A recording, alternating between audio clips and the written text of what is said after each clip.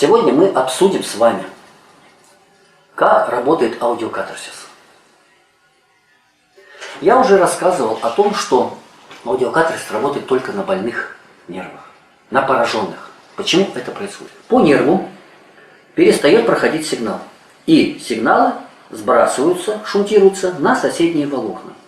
Ток, который вырабатывается в результате радости или наоборот боли, его хватает на то, чтобы передать сигнал по соседним волокнам, но не хватает для того, чтобы пройти по синапсу.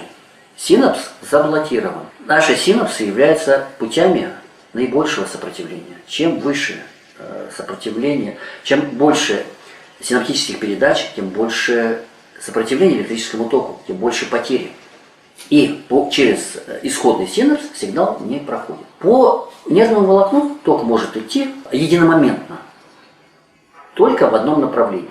И если по соседним волокнам сигналы идут, то аудиокатарсис не может, воздействуя на них через дополнительные синапсы, пустить ток в обратном направлении.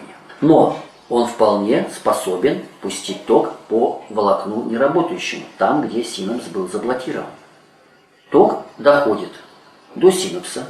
Течение тока за счет аудиокатарсиса, оно ретроградное, доходит до синапса. И включает механизмы, облегчающие передачу импульса по синапсу. Но именно облегчающие. По синапсу ток не может пройти в обратном направлении. Синапс позволяет идти току только в одном. Либо у чувствительных волокон от периферии к центру, либо у двигательных волокон от центра к периферии, но только в одном направлении. Аудиокатарсис облегчил передачу синапсов при условии, что исходно идет сигнал по волокну. Да, часть сбрасывается импульсов электрического тока на соседние волокна, но что-то остается. Этого мало, чтобы пробить синапс, но тем не менее есть. Если же этого нет, этого тока, то воздействие аудиокатарсиса, оно бесполезно. Да, оно облегчит передачу, но передавать-то нечего. Поэтому мы и пытаемся вспомнить. Аудиокатарсис снимает только те ваши негативные эмоции, которые в данный момент у вас присутствуют. Если вы не испытываете боли, не испытываете страха, то и аудиокатарсис вам в это время не поможет.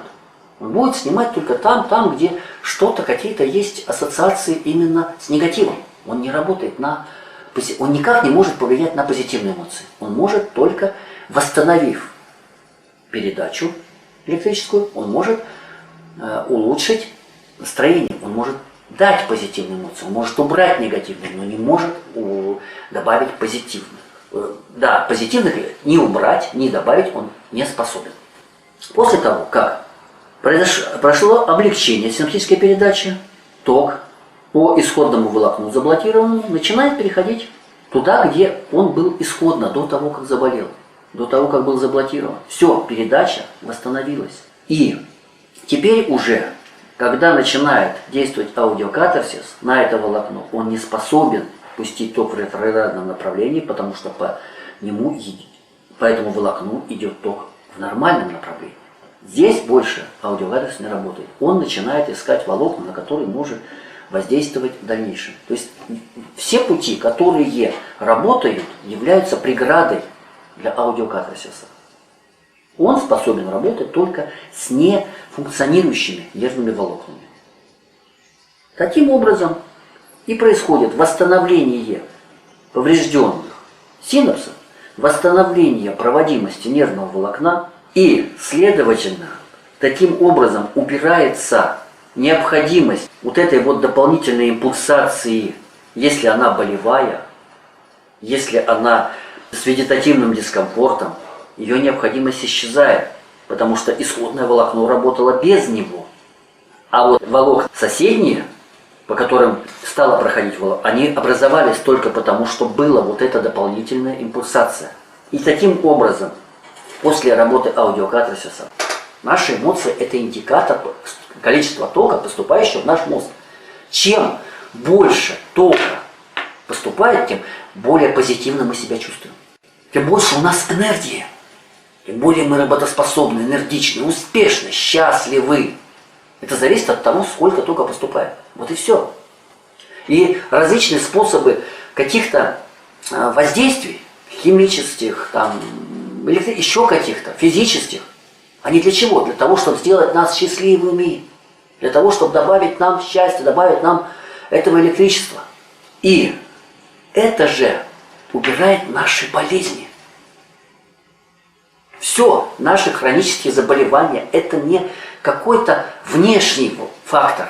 Наши хронические заболевания – это сформированные рефлекторные комплексы. Для того, чтобы подать большое количество энергии в мозг, организму приходится создавать участки повышенной болезненности в организме, то есть повышенной выработки электричества.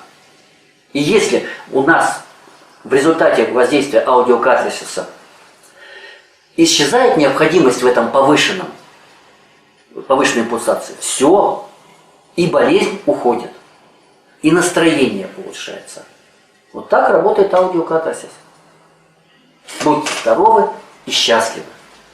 Подписывайтесь на канал, узнавайте новое о методе аудиокатарсис. О том, что вы можете быть здоровыми и счастливыми, о том, как проходить эти сеансы и за пару месяцев полностью избавиться от всех своих негативных эмоций. Комментируйте, задавайте вопросы, я с удовольствием буду на ваши вопросы отвечать. Делитесь со своими друзьями, пусть они тоже узнают, что жить можно в кайф. Человек создан для счастья, как птица для полета. Будьте счастливы.